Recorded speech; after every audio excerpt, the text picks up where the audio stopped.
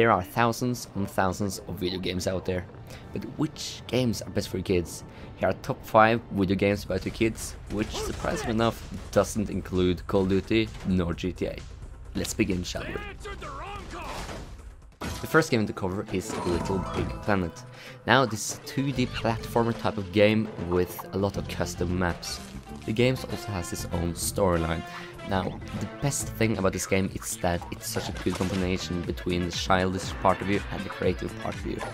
It's a really good mix and it doesn't really get boring after you play it. As I said, they have a custom map service which is selling the internet for, but it is the setup. Now here you can play maps which other creators have made. The game comes with a level editor. It's kind of advanced for young children and adults, I should say. Me personally, I can't do anything with it because I'm stupid, but they don't have to make them. It's lots and lots of minigames in the normal storyline which you can play, and the game gets even better if you play it with friends or family. The game itself is pretty child safe. Now the only thing I can think of is that some levels might seem a bit creepy to some of the younger audience, but nothing I can't handle. Next up is Minecraft. Now this is probably a game that most adults already have heard of. It has taken the world by storm and it's pretty popular. Now the game's concept is basically survival and building. It is different points of the game you can focus more on. It's the survival part and the creative building part of the game. Now the reason why I place it on 4th is that it might be a bit advanced for some of the younger audience. For example, if an 8-year-old wants to play with another friend of his or hers, it might be hard to set up a server for them to play on. Now, you can also log on to other servers like minigame server and normal survivor servers, but some of them might be too young to actually understand what's happening on the servers. But overall, it's a pretty solid title. Now, the only thing I can think of which might be a bit unsettling for some of the younger audience is the monsters in the survival part of the game. Now, the visuals of the monsters are really scary. They're kind of like cute and doesn't really look scary at all. But they might surprise you, you might get like this jump scare now and then. Nothing you can't really handle. It's like, oh zombie, wow, I'm scared kind of moment. And some of the sounds they make might be also a bit unsettling. Now, if you end up buying the games for your kids, please try and play the game with them. The game has LAN support, and if you want or them want you to play the game with them, please do it. Now, since they want you to play it with them, they really like and you know they enjoy the game and want it to be a part of their experience in their game. Next up is the Mario franchise. Now, if you search up this video to find a game you want to buy for your kids, you probably played Mario or heard of it. Now, Mario is such an enjoyable title for so many kids out there. You got so many different games, you got the classic platformer, you got Mario Kart, Mario Party, and it's just overall enjoyable. I should also mention that some of the Mario games are not compatible with all the platforms, such as Mario Kart 8 is not supported by the Wii or the DS platforms.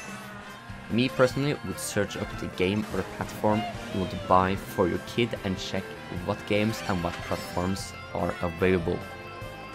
I should also mention that the Mario franchise are available on a DS, which is a superb travel console. Now you just need to charge it and it lasts for like 5 hours, which is a really good thing if you're a family that travels a lot. The only thing I can think of which might be a bit unsettling is some characters might be a bit scary. They shouldn't be, they're mostly funny anime-like characters, and the music in some places might be a bit scary as well, a bit spooky in the ghost houses, but nothing I can't handle. Next up is Pokemon. Now this is such a classic title, and if you haven't bought this to your kids yet, do it straight away. The concept of the game is that you start out as a kid and you get your first Pokemon. Now Pokemon is just a pet you follow around and it has special abilities. Now once you leave your hometown, you fight other children with similar pets, you catch new pets, they grow stronger, they evolve, and this game really give you like this feeling of accomplishment when you see your Pokemon evolve and get stronger and stronger over time. You might be thinking that the game might be a bit graphic with like the Pokemon fighting Pokemon. It's nothing graphic at all. Mostly it's actually fun to see them fight against each other. You see like wobble around and jump, and it's really just an enjoyable title. Out of all the 5 games I'm going to cover, this is probably the least unsettling game out of all of them. And last but not least is the Lego series. Now, hands down, best series I've played, probably. I really enjoyed these games when I was a little kid. I really enjoyed the Star Wars one. And you might be thinking, oh, that's why it's in the first place. No. The game itself is overall pretty good.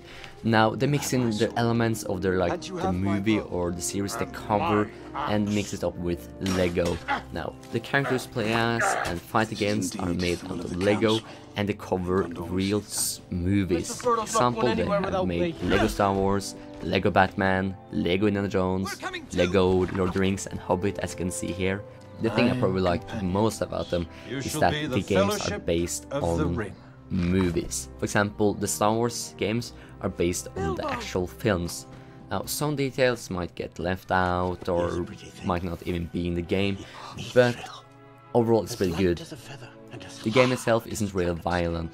For example, if you play the Star Wars one, you can like see you like hit other Lego men with the lightsaber and it just really pop out. It's like you rip them apart. It's nothing really scary to watch.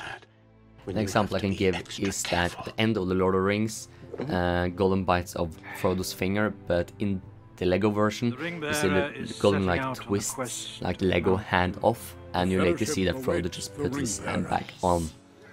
The thing I like the best about these games is that they're based on movies.